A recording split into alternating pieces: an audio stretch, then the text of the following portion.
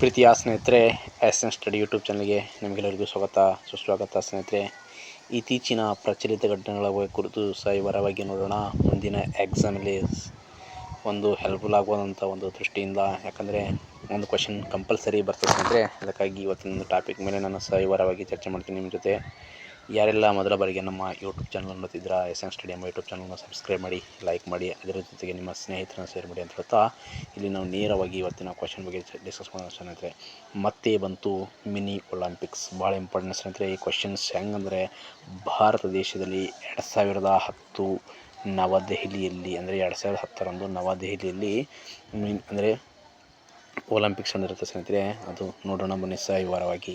Scotland ಗ್ಲಾಸ್ಗೋದಲ್ಲಿ ನಡೆಯಲಿರುವ ಜಾಗತಿಕ ಕ್ರೀಡಾಕೂಟ 11 ದಿನಗಳ ಕಾಲ ಗೇಮ್ಸ್.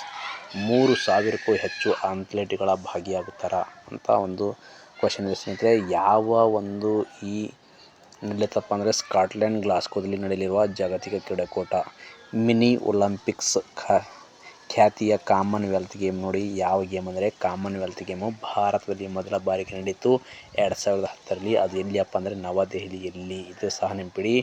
ಭಾರತ ದೇಶವು ಯಾವ ವರ್ಷದಿಂದ ಈ ಕಾಮನ್ವೆಲ್ತ್ ಗೇಮ್ಸ್ನಲ್ಲಿ ಪಾಲ್ಗೊಂಡಿದೆ ಅಂತ ನಿಮ್ಮ ನೇರವಾಗಿ ಕೇಳ್ತಾರೆ. ಅದು ಸಹ 1934ರಲ್ಲಿ ಸ್ನೇಹಿತರೆ. ಈ ಕಾಮನ್ವೆಲ್ತ್ ಗೇಮು ಮೊದಲ ಬಾರಿಗೆ 1930ರಲ್ಲಿ ಸ್ಟಾರ್ಟ್ ಆಗಿದೆ ಅಂತ ಹೇಳ್ತೀವಿ ಸ್ನೇಹಿತರೆ. ಆದರೆ ಭಾರತ ಭಾಗವಹಿಸಿದ್ದು ಒಂದು KE ಎಕ್ಸಾಮಲ್ಲಿ ಕೇಳಿದರೆ 1934ರಿಂದ ಭಾರತ ಏನು ಮಾಡಿದಪ್ಪ ಅಂದರೆ ಅಲ್ಲಿ ಪಾರ್ಟಿಸಿಪೇಟ್ ಮಾಡಿದ ಅಂತ ಹೇಳ್ತೀವಿ. 1934ರಿಂದ ಭಾರತ ಈ ಕಾಮನ್ವೆಲ್ತ್ ಗೇಮ್ಸ್ನಲ್ಲಿ ಪಾಲ್ಗೊಂಡಿದೆ.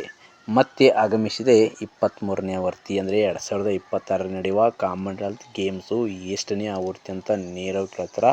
ಇದೊಂದು 23ನೇ ಆವೃತ್ತಿಯಾದ ಒಂದು ಕಾಮನ್ವೆಲ್ತ್ ಗೇಮ್ ಆಗಿದೆ ಸ್ನೇಹಿತರೆ. ಈ ಕಾಮನ್ವೆಲ್ತ್ ಗೇಮ್ಸು ಎಲ್ಲಿ ನಡೆಯುತ್ತೆ ಅಂತ ನೇರವಾಗಿ ಕೇಳ್ತಾರೆ. ಸ್ಕಾಟ್ಲೆಂಡ್ನ ಗ್ಲಾಸ್ಗೋದಲ್ಲಿ ನಡೆಯಲಿರುವ ಇದು 23ನೇ ಆವೃತ್ತಿಯಾಗಿದೆ. ಓಕೆನಾ. ಬಹುರಾಷ್ಟ್ರೀಯ ಅಂದರೆ ವಿವಿಧ ದೇಶಗಳ ಕ್ರೀಡಾಕೂಟ ಸ್ಕಾಟ್ಲೆಂಡ್ನಲ್ಲಿ ಅತಿ ದೊಡ್ಡ ನಗರವಾಗಿದೆ. ಗ್ಲಾಸ್ಗೋದಲ್ಲಿ ಗುರುವಾರದಿಂದ ಅಂದರೆ ಇವತ್ತಿನ ದಿನದಿಂದ ಆರಂಭಗೊಳ್ಳಲಿದೆ ಸ್ನೇಹಿತರೆ.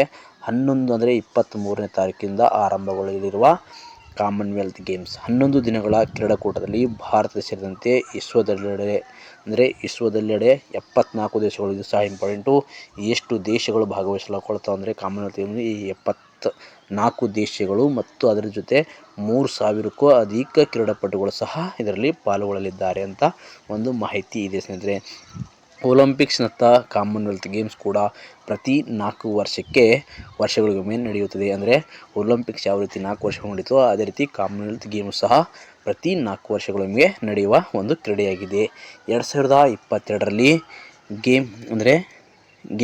ಅಂದರೆ ಬರ್ಮಿಂಗ್ಹ್ಯಾಮ್ನಲ್ಲಿ ನಡೆದ ಒಂದು ಆತಿಥ್ಯ ವಹಿಸಿತು. ಅಂದರೆ 2022ರಲ್ಲಿ ಎಲ್ಲಿಯಪ್ಪ ಅಂದರೆ ಬರ್ಮಿಂಗ್ಹ್ಯಾಮ್ನಲ್ಲಿ ಒಂದು ಆತಿಥ್ಯ ವಹಿಸಿತು. ಅದರ ಸಹಯೋಗದೊಂದಿಗೆ ನಡೀತು. ಆದರೆ ಈ ಬಾರಿ ಕ್ರೀಡಾಕೂಟದಲ್ಲಿ ಹೆಚ್ಚಿನ ಗೇಮ್ಸ್ಗಳು ಸಹ ವೆಚ್ಚ ಕಡಿತ ಕಾರಣಕ್ಕಾಗಿ ಹಲವು ಪ್ರಮುಖ ಕ್ರೀಡೆಗಳು ಸಹ ಕೈಬಿಡಲಾಗಿದೆ. ಇದು ಸಹ ಇಂಪಾರ್ಟೆಂಟು.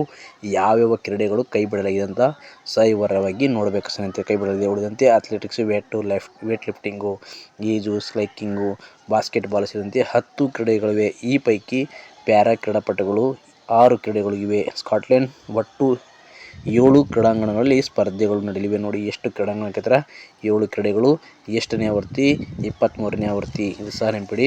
ಎಷ್ಟು ದಿನಗಳು? 11 ದಿನಗಳು ಅಂತ ಸಹ ನೆನಪಿಡಿ. ಓಕೆನಾ. ಅದ್ರ ಜೊತೆ ಇದು 74 ದೇಶಗಳ ಒಂದು ಕ್ರೀಡಾಪಟುಗಳು ಸಹ ಭಾಗವಹಿಸುತ್ತಾರೆ ಅಂತ ಹೇಳುವ ಒಂದು ಇಂಪಾರ್ಟೆಂಟ್ ಆದ ಕ್ವಶನ್ ಆಗಿದೆ. ಆಗಸ್ಟ್ 2ರಂದು ಸಮಾರೋಪ ಸಮಾರಂಭ. ನೋಡಿ ಸ್ನೇಹಿತರೆ, ಆಗಸ್ಟ್ 2ರಂದು ಸಮಾರೋಪ ಸಮಾರಂಭ ಇರ್ತದೆ. ನಡೆಯಲಿದ್ದು 2030ಕ್ಕೆ ಆತಿಥ್ಯ ಹೊಂದಿರುವ ಭಾರತ. ನೋಡಿ ಭಾಳ ಇಂಪಾರ್ಟೆಂಟು. 2030ಕ್ಕೂ ನಮ್ಮ ಭಾರತ ಏನು ಮಾಡ್ತದೆ ಅಂದರೆ ಕಾಮನ್ವೆಲ್ತ್ ಗೇಮ್ ಸಹ ನಮ್ಮ ಸಹಯೋಗದಲ್ಲಿ ನಡೆಯಲಿದೆ. ಅಂದರೆ ಭಾರತ ದೇಶದ ಸಹಯೋಗದಲ್ಲಿ 2030ರ ಆತಿಥ್ಯ ರಾಷ್ಟ್ರವಾಗಿ ನಮ್ಮ ಒಂದು ಧ್ವಜವನ್ನು ಹಸ್ತಾಂತರ ಮಾಡ್ತಾರೆ. ಅದು ಆಗಸ್ಟ್ 2ನೇ ತಾರೀಕು. 4 ಬಾರಿ ಸ್ಕಾಟ್ಲೆಂಡ್ ಆತಿಥ್ಯ. ನೋಡಿ ಎಷ್ಟು ಬಾರಿ ಆತಿಥ್ಯ ವಹಿಸಿಕೊಂಡಪ್ಪ ಸ್ಕಾಟ್ಲೆಂಡ್ ಅಂದರೆ 4 ಬಾರಿ ಸ್ಕಾಟ್ಲೆಂಡ್ 4 ಬಾರಿ ಕಾಮನ್ವೆಲ್ತ್ ಗೇಮ್ಸ್ ಆಯೋಜನೆಗೊಂಡಿದ್ದು 1970 ಮೊದಲ ಬಾರಿ. ನೋಡಿ ಸ್ಕಾಟ್ಲೆಂಡ್ಲಿ ಮೊದಲ ಬಾರಿ ಯಾವ ನಡೀತಪ್ಪ ಅಂದರೆ 1970ರಲ್ಲಿ ಮೊದಲ ಬಾರಿ ನಡೆಯಿತು. ಎಡಿನ್ಬರ್ಗ್ನಲ್ಲಿ ಗೇಮ್ಸ್ ನಡೆಯಿತು. 1986 ಗೇಮ್ಸ್ ಎಡಿನ್ಬರ್ಗ್ ಆತಿಥ್ಯ ವಹಿಸಿತು. ಬಳಿಕ 2004ರಲ್ಲಿ ನೋಡಿ 2014ರಲ್ಲಿ ಗ್ಲಾಸ್ಗೋದಲ್ಲಿ ಗೇಮ್ಸ್ ಆಯೋಜಿಸಲಾಗಿತ್ತು. ಆಗ 18 ಕ್ರೀಡೆಗಳಿದ್ದವು. 12 ವರ್ಷಗಳ ಅಂತರದಲ್ಲಿ ಮತ್ತೊಮ್ಮೆ ಜಾಗತಿಕ ಮಟ್ಟದಲ್ಲಿ ಕ್ರೀಡೆಗೆ ಗ್ಲಾಸ್ಗೋ ಆತಿಥ್ಯ ವಹಿಸಲಾಗಿದೆ ಸಹ ಇವರ ಹೇಳಿದಂತೆ ಬಹಳ ಇಂಪಾರ್ಟೆಂಟು. ಅದಕ್ಕಾಗಿ ನಿಮ್ಮ ಸ್ನೇಹಿತರಿಗೆ ಶೇರ್ ಮಾಡಿ, ಲೈಕ್ ಮಾಡಿ. ಅದ್ರ ಜೊತೆ ಇದರ ಮುಂದಿನ ವರದ ಭಾಗ ಸಹ ನಾನು ನಿಮ್ಮ ಜೊತೆಗೆ ಹಂಚಿಕೊಳ್ತೀನಿ ಅಂತ ಹೇಳ್ತಾ ಮತ್ತೆ ಸಿಗ್ತೀನಿ. ಜೈ ಹಿಂದ್, ಜೈ ಕರ್ನಾಟಕ.